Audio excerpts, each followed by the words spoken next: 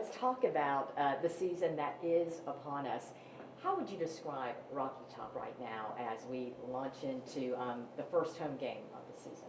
I think people are excited. We had a great weekend in Nashville last weekend and got off to an awesome start, but nothing like playing in Neyland. I know our fans and most importantly our student athletes are excited to compete here this weekend. And speaking of fans, as we can see just in front of us, the fan experience has been such an emphasis for the university, for this program. Explain to us the reason why we are elevating the fan experience. What's the need, the desire?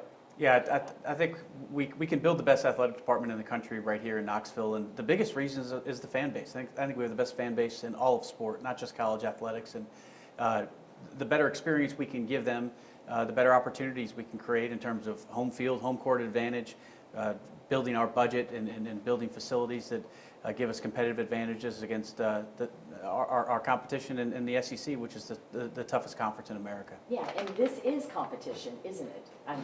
Beyond what's going on the field, this is competition. No question, no question. And amenities like this, the Lower West Club, which is just a first-class setup, gives us an opportunity to not only create a world-class experience for our fans and donors, but it enables to monetize that, where we can then reinvest it in the student-athlete experience. What will fans experience this year that is new?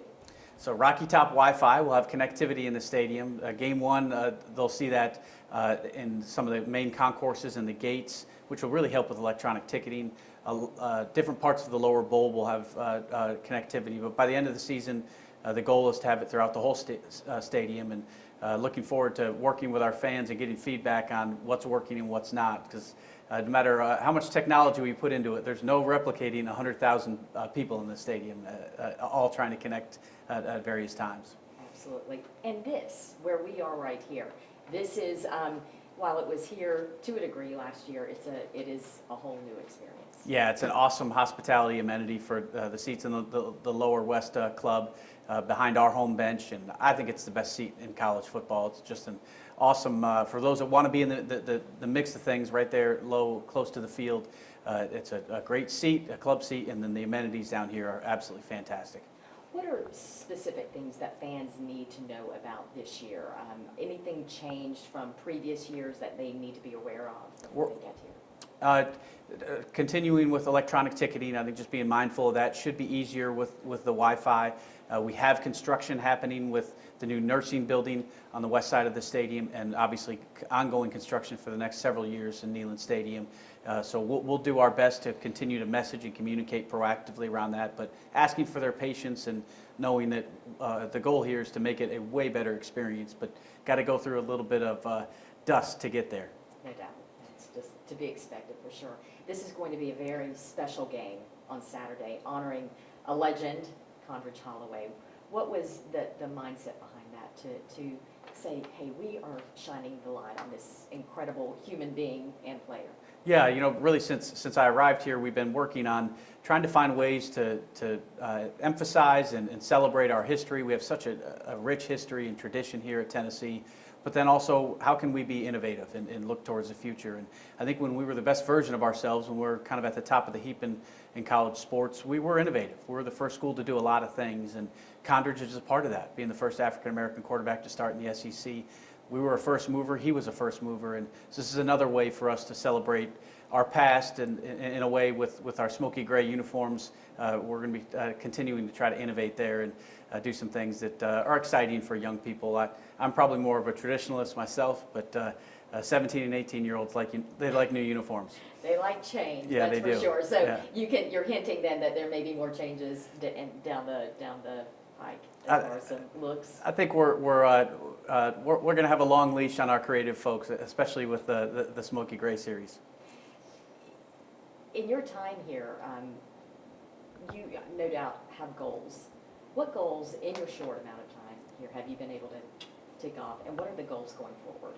Yeah, we're way ahead of schedule in a lot of ways. I think our coaches, our student athletes are overperforming compared to where I thought we'd be this quickly. We just finished the first year of a 5-year strategic plan. Our goal was to get the budget to $200 million by year 5, and we're at 202 after year 1, up from 143 was the highest we had been pre-COVID. So that's all Tennessee athletics, Tennessee fan-base driven revenue. In that time period, our Southeastern Conference revenue distribution has not grown. So it's really pretty amazing how quickly we've been able to get off and running. We have a lot more work to do. We're not where we want to be ultimately in terms of getting to the top in the Southeastern Conference and across the country. But we have won 2 straight Southeastern Conference All Sports Cups. I'm really proud of that. Those are the only 2 we've ever won. That award's been around for 40 years. And finishing number 6 in the nation for the All Sports Cup is another really strong metric. It's the highest we've ever done. Obviously, we want to be number 1, so we're going to continue working on that. I believe last year we were speaking, you had shared, a goal was sellout season. Well, you got a sellout season. Yeah. You have to be happy with that. No question. In an era when all of our competitors across the country, those with big stadiums, the conversations about how do we make the stadium a little smaller because we can't fill it? How do we get our students to come and stay for the whole game? We have 18,000 student requests for Austin Peay on Saturday for a 12,000 seat student section, and we're sold out of 102,000 seats for the stadium for the season. Excuse me. So we're definitely an anomaly, and it speaks to the strength of this fan base. It's really pretty awesome. Awesome. Guys, any questions that I haven't hit on? What have the fans been saying to you about just how the program has grown and there's an excitement? We keep hearing, feels like 98. What do you feel about that? Yeah, I think our best days are ahead of us. I think we can continue to build on the strong foundation I think we put in place, but I was just with donors at practice, and people are excited. They're excited about this football program, about Josh and his staff and what they've established, but most excited about the future. Awesome. Biggest challenge when you first got here, and how have you met that challenge? The biggest challenge was probably the NCAA investigation, and I feel really proud of how we've handled that as an institution. Proud to work for a chancellor who made hard decisions for the right reasons. And I think that we've shown as a university you can hold yourself accountable, you can work through a process expeditiously, and hopefully we've shown a new path forward with some of these NCAA cases. You don't have to penalize innocent student athletes that had nothing to do with the transgressions that occurred. We held the bad actors accountable, and we held ourselves accountable, and we're working through that. So that's the biggest challenge, obviously, coming out of COVID, and certainly some of our financial issues are a big challenge, but really proud of the way our revenue team and our fundraisers, the Tennessee Fund, our ticket sales staff have attacked this project with a positive mindset, and really just enamored with the way our fan base has supported us. It's been awesome.